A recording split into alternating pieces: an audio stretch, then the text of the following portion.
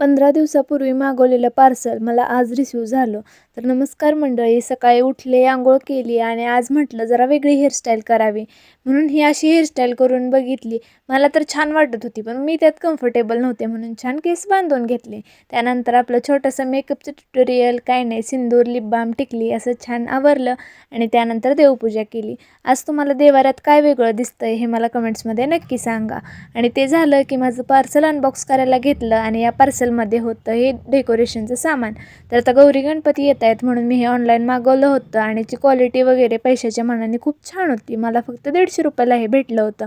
याची लिंक हवी असेल तर कमेंट करा, लिंक मी तुम्हाला लिंक सेंड करते. आणि सकाळपासून ना खूप पाऊस होता आणि त्यामुळं दारात इतकी किचकिच झाली होती, त्यामुळे बाहेर जावंसं पण वाटत नव्हतं. त्यानंतर सगळं आवरलं की स्वयंपाक करून घेतला आणि आज जेवणामध्ये होती करडईची भाजी, चपाती आणि मसाले भात. त्यानंतर टी व्ही बघत बघत छान जेवण केलं आणि लग्न झालं तेव्हा मला तर ना मी केलेलं जेवण बिलकुल आवडायचं नाही, पण आता ना सवय झाली त्यामुळं कसं तरी खावंच लागतंय. आणि जेवण केल्यानंतर थोड्या वेळ डॉलीसोबत खेळत बसले, तिच्यासोबत खेळलं की छान वाटतं. आणि त्यानंतर ना आम्ही रानात गेलो होतो आणि रानात गेल्यानंतर यांनी मला शेण काढायला लावलं. यांना वाटलं की मी शेण काढणार नाही, पण त्यात काय लाजायचं, आपल्याला दूध प्यायला लागतंय म्हटल्यावर आपण तेवढं काम केलंच पाहिजे. तर चला भेटू नेक्स्ट व्लॉगमध्ये, फॉलो करून घ्या. बाय.